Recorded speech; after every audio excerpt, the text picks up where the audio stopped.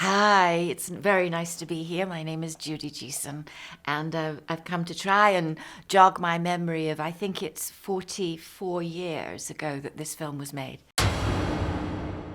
I think I was at probably, the height of my career, and so it came in as an offer, to do. And I loved the subject of pollution, which of course is extremely timely now. It was a good role, and I happily accepted it. It was a difficult shoot because we were dealing with weather in Cornwall, which is completely unpredictable. It was quite tough shoot in the sense that there were a lot of fights. There was a lot of huge amount of makeup. The story is that the lead character, who is played by Ian Bannon, he comes to this island in Cornwall, which is where we shot it, and to try and find out what is happening to the villagers, because some of them are becoming violent, and their brows are thickening and their lips are thickening and they're becoming aggressive.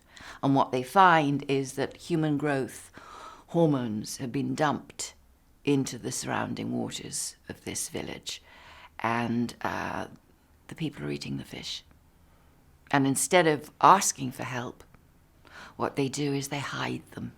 So it wasn't a big budget movie, but it was an intense shoot. There was an enormous amount to achieve in not such a big time. Weather is weather, and we people in Los Angeles said, we don't have weather here because it's, for the most part, it's very hot.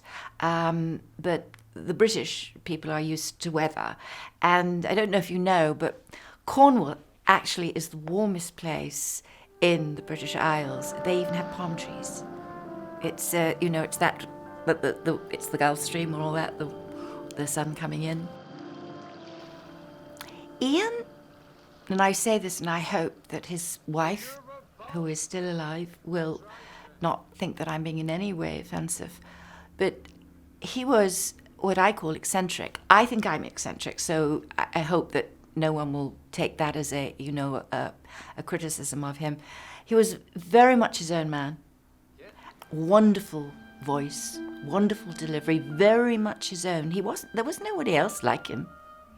And I liked him enormously. Oh, Sheila Fraser. That's the first time I met Sheila on this film, and we became lifelong friends. I then worked with her sister, Maura Fraser, on Here We Go Around the Marlborough Bush. And then I've got to get this right. I didn't know Sheila until 72, but in the late 60s, I dated a gorgeous young man called Michael Square, and Sheila was his aunt. No, Sheila married my boyfriend's uncle. She married, I think, Anthony Square. And so I didn't get to know her then, but when we made the movie, I got to know her very well. And we stayed friends until, her death. Oh, let's see now. That's near Wimborough, isn't it? Yes, George Sanders. It was great joy to work with him. Very professional. That's what I've always noticed when the bigger the star, the less they need to impress, the less they show off, just totally cool, turn up, do the job. He was a lovely man. I enjoyed working with him a lot. I'm pretty sure I did see it because I have memories. I have memories of seeing Doomwatch on the big screen, but I can't tell you to be sure if that happened when I saw it at a Carson Crew screening or whether I saw it in a cinema. But I remember at the time, because of its subject, it was talked about a lot. I'm glad that I made Doomwatch. It educated me. I also think it was an important film to be made. It's still an important film in the subject that it's talking about.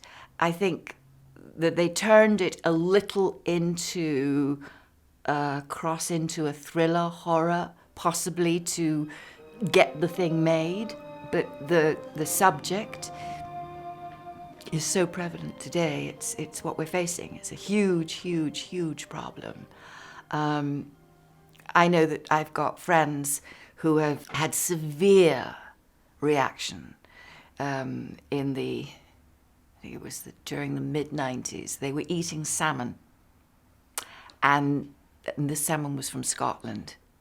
And because women taking the contraceptive pill, because that was being flushed into the system, it was reaching the salmon. The salmon are being born with mixed genitalia, and humans are eating it. And suddenly they're getting really serious problems, very serious skin problems. So it's a subject, I think, that will always be around. And I loved it because I love Cornwall, and I love to work.